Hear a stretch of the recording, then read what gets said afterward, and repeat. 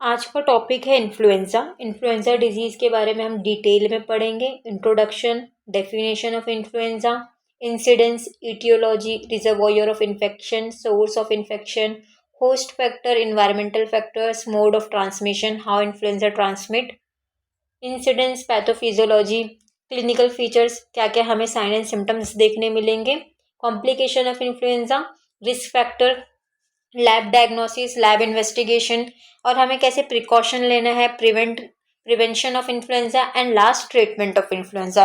Everything we will study in the detail. So let's start the topic. First, introduction. Influenza word में ही there is one more word, that is flu. Flu का मतलब जो हमें normal सर्दी बुखार खांसी हो जाता है उसे हम क्या बोलते हैं, फ्लू। फ्लू हो गया है तो influenza commonly called as a flu. Influenza में भी हमें वही कैरेक्टरिस्टिक सिम्टम्स देखने मिलेंगे जो हमें फ्लू में देखने मिलते हैं। नॉर्मल हमें थ्रोट इन्फेक्शन हो जाएगा, सर्दी हो जाएगी, फीवर हो जाएगा, बुखार हो जाएगा, ये सब हमें सिम्टम्स देखने मिलेंगे। सो इन्फ्लुएंजा कॉमनली क्या कहा जाता था, इन्फ्लुएंजा को फ्लू कहा जाता था। ये किससे कॉज होती है, आरएनए वायरस की वजह से कॉज होती है। So basically there are the two types of the virus. Virus दो टाइप के होते हैं, one is RNA virus and other is DNA virus. So RNA virus किसे कहा जाता है, सपोज दिस इज वायरस और ये इसका जेनेटिक मटेरियल है। जेनेटिक मटेरियल क्या है, RNA. The virus which have RNA in their genetic material is known as the RNA virus. This is virus and its genetic material is DNA. The virus which have DNA in their genetic material is called the DNA virus. So जो basically influenza virus है वो एक तरह से RNA virus है। Virus का जो genetic material क्या रहेगा, आरएनए। कौन सी फैमिली को इन्फ्लुएंजा वायरस बिलोंग करता है, ऑर्थोमिक्सोविरिडे। इन्फ्लुएंजा वायरस की फैमिली क्या है, ऑर्थोमिक्सोविरिडे। और बेसिकली इन्फ्लुएंजा किसे अफेक्ट करता है, respiratory tract of many animals, birds and human beings. Influenza virus अगर किसी को कैच हो जाए तो वो किसे अफेक्ट करेगा, रेस्पिरेटरी ट्रैक। एनिमल्स के भी रेस्पिरेटरी ट्रैक को अफेक्ट करेगा, बर्ड्स के भी और ह्यूमन बींग्स के भी। और ये एक तरह का कम्युनिकेबल डिजीज है, means this spread from one person to another person. एक कम्युनिकेबल डिजीज है, बहुत तेजी से स्प्रेड होती है। नेक्स्ट डेफिनेशन, इन्फ्लुएंजा क्या है, acute respiratory tract infection. Influenza क्या है, एक्यूट रेस्पिरेटरी ट्रैक इन्फेक्शन। किसकी वजह से कॉज होता है, पॉजिटिव एजेंट क्या है, इन्फ्लुएंजा वायरस। इन्फ्लुएंजा वायरस की वजह से होता है। तो इन्फ्लुएंजा के तीन टाइप्स हैं, influenza A, influenza B and influenza C. So जितने भी टाइप के एपिडेमिक्स होते हैं वो इन्फ्लुएंजा ए और बी स्ट्रेन्स की वजह से होती है। ये एक एमसीक्यू पॉइंट है। All the type of the epidemics are caused by the influenza A and B strains. Disease में क्या कौन से कैरेक्टरिस्टिक सिम्टम्स देखने मिलेंगे, sudden onset of chills, malaise, fever, muscular pains and cough. Flu के ही symptoms पूरे देखने मिलेंगे, बुखार आएगा, सर्दी लगेगी, ठंडी लगेगी, मसल्स में पेन होगा, मायालजिया, कफ, सोर थ्रोट, ऐसी सब कंडीशंस जो फ्लू में हमें देखने मिलते हैं वही इन्फ्लुएंजा के सिम्टम्स हमें देखने मिलेंगे। Definition clear. Next see the incidence. Influenza के इंसिडेंस क्या, ये एक तरह से इंटरनेशनल डिजीज है, मीन्स इसके केसेस कोई एक पर्टिकुलर कंट्री में हमें ज़्यादा नहीं देखने मिलेंगे। ये एक इंटरनेशनल डिजीज है, हर कंट्री में इन्फ्लुएंजा अफेक्ट करेगा। It occurs in all countries and may affect the millions of peoples. Its behavior is unpredictable. It may several forms. It may occur in pandemic every 10 to 40 years due to the major antigenic changes in their virus. Next, reservoir of infection. Infection कहाँ reserve रहता है?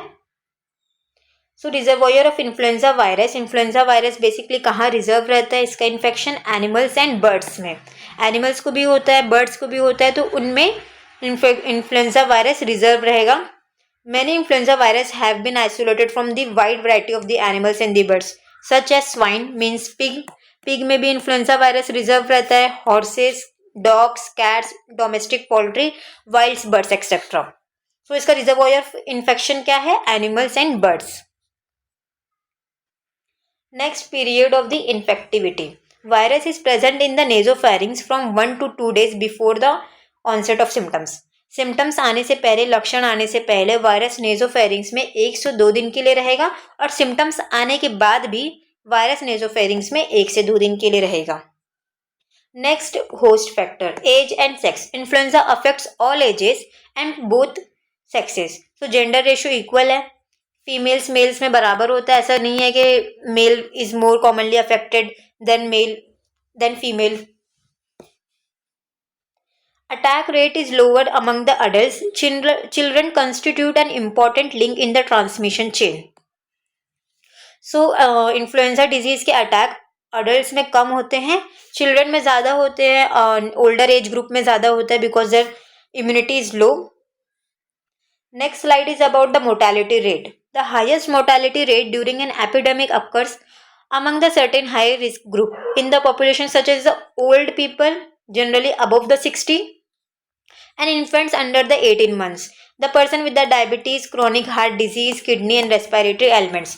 तो basically highest mortality rate हमें influenza के किस में देखने मिलते हैं, जिनकी एज 60 प्लस होती है, एंड इन्फेंट्स जो अंडर 18 मंथ के हैं। तो इनमें ज़्यादा रिस्क रहता है, हाँ ज़्यादा चांस रहता है कि इनमें मोर्टेलिटी रेट हमें ज़्यादा देखने मिलती है। And the adult who is suffering from diabetes, chronic heart disease, respiratory problems, kidney troubles, they have the higher risk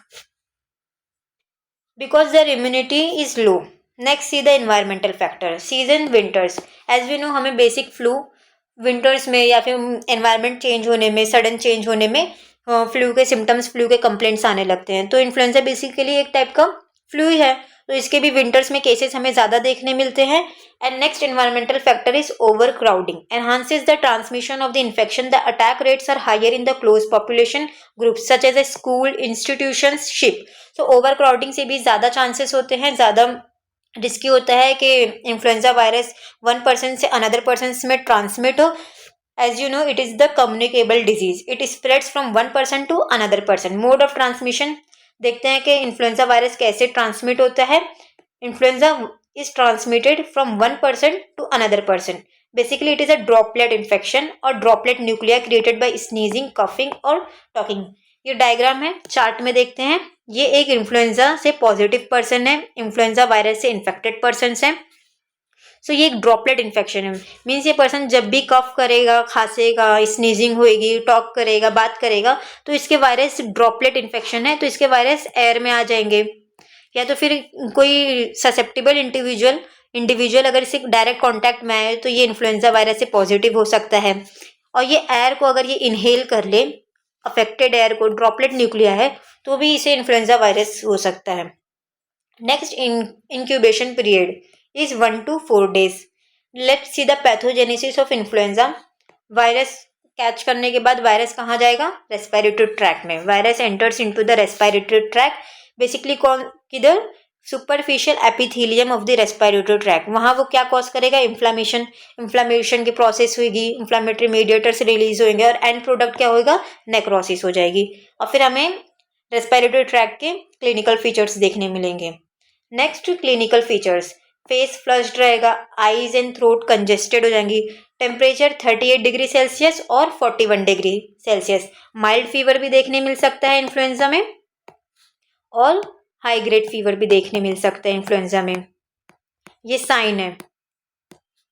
pulse, relative bradycardia देखने मिलेगा। Next, high grade fever, chills, ठंडी लगेगी, significant generalise ache and pain, all over body में pain होगा, fatigue, malaise, headache, myalgia, muscles में pain होगा, coughing, normal जो flu के सिम्टम्स होते हैं, generalise weakness, exhaustion, fever last for 1 to 5 days and average 3 days in adult. 1 से 5 दिन के लिए भी फीवर रहेगा और एवरेज 3 days के लिए भी फीवर रहेगा अडल्ट में।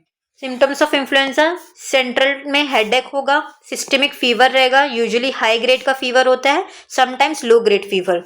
मस्कुलर्स में पेन होगा, जॉइंट में पेन होगा, नेजोफेरिंग्स को अफेक्ट करेगा तो रनी नोज रहेगा, sneezing, cold, sore throat, respiratory में कफिंग की प्रॉब्लम होगी, गैस्ट्रिक में sometimes vomiting is also seen. Sign हमने देख लिए, क्या क्या साइन है? Congestion of eyes, throat, flushed face, temperature 38 से 40 डिग्री में देखने मिलेगा, pulse, bradycardia. Next sign, myalgia, headache, fever, chill.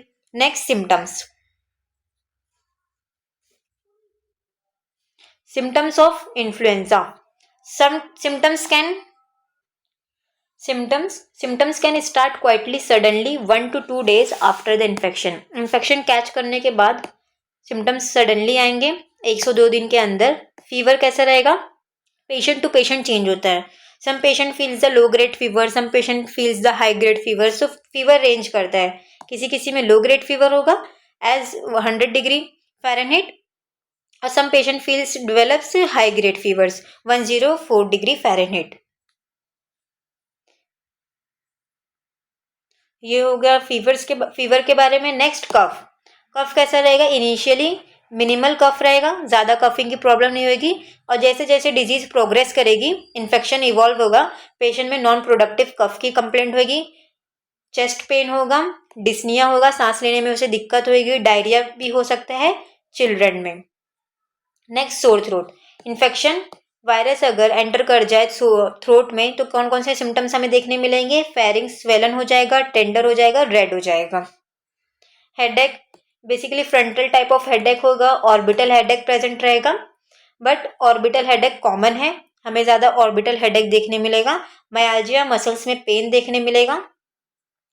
Normal flu के सिम्टम्स. ऑक्यूलर सिम्टम्स आई में क्या क्या देखने मिलेगा? फोटोफोबिया, पेशेंट लाइट से सेंसिटिव हो जाएगा, बर्निंग सेंसेशन होगी आंख में, weakness and fatigue. Patient prevent from performing some normal activities because he is very tired. और एडिशनल स्लीप की भी कंप्लेंट देखने मिलेगी. Rhinitis. Some patient with the influenza develop the rhinitis, red और watery eyes and nose, but it is not the chief complaint. Risk factor. Influenza disease के लिए कौन कौन रिस्की है? All children from birth to under 5 years of the age. Under 5 risky है. All persons above the 50, pregnant women, adult and children who have chronic pulmonary, cardiovascular, renal, hepatic, neurological, hematological, metabolic disorders. ऐसे person जो chronic disease से सफ़र कर रहे हैं, उनकी immunity down हो गई है, they are immunocompromised, they have the higher chance, higher risk for developing the influenza. Person who have immunosuppression, जिनकी इम्यूनिटी सप्रेस हो गई है, इम्यूनिटी कॉम्प्रोमाइज हो गई है, जिनकी इम्यूनिटी डाउन हो गई है क्रॉनिक डिजीज से सफ़र करने की वजह से, cardiovascular disease, neurological disease, renal disease, chronic kidney disease, ये सब डिजीज की कंडीशन में they have the higher risk for developing the influenza. Children and adolescents, children under 6 months to 18 years, residents of nursing homes. As we know, influenza is a communicable disease. Next complication of influenza. Respiratory में क्या complicate करेगा? Bacterial या फिर ब्रोंकोनिमोनिया. Pneumonia में complicate कर लेगा. Sinus and ear infection, sinusitis कर सकता है, ईयर में इन्फेक्शन कर सकता है, ब्रोंकाइटिस डेवलप कर सकता है. अगर क्रॉनिक इन्फ्लुएंजा है उसे ट्रीट ना किया जाए तो वो प्रोग्रेस होकर कॉम्प्लिकेट करके एक्यूट ब्रोंकाइटिस भी कर सकता है और क्रॉनिक ब्रोंकाइटिस में भी डेवलप हो सकता है. Dehydration. Various symptoms that may lead to the fluid loss. बहुत सारे सिम्टम्स की वजह से फ्लूइड लॉस बढ़ जाएगा, बॉडी में डिहाइड्रेशन होने लगेगा. मायोकार्डाइटिस, हार्ट की मायोकार्डियम लेयर में इन्फ्लामेशन हो जाएगा और उस लेयर में मायोकार्डाइटिस हो जाएगा. मायोसाइटिस, मसल्स में इन्फ्लामेशन हो जाएगा. एंसेफेलाइटिस, ब्रेन के टिश्यू में इन्फ्लामेशन हो जाएगा. ये सब कॉम्प्लिकेशन है इन्फ्लुएंजा के. Lab diagnosis, rapid influenza diagnostic test करा सकते हैं, मॉलिकुलर फ्लू टेस्ट करा सकते हैं, कंप्लीट ब्लड काउंट करा सकते हैं, उसमें हमें WBC का काउंट कम देखने मिलेगा. Next, you can prevent the flu. Influenza का प्रिवेंशन क्या है? Avoid the close contact. ऐसे पर्सन जिनमें फ्लू के सिम्टम्स आ रहे हैं तो उनसे क्लोज कॉन्टैक्ट अवॉइड करना है, डिस्टेंस रखना है, हाइजीन मेंटेन करना है, मास्क पहनना है. Stay home when you are sick. जब आप खुद बीमार हो, खुद आप में फ्लू के सिम्टम्स आ रहे हैं, so you have to isolate. Cover your mouth and nose, clean your hands, means sanitization. Avoid touching your eyes, nose और माउथ. कम्युनिकेबल डिजीज है because practice other good health habit.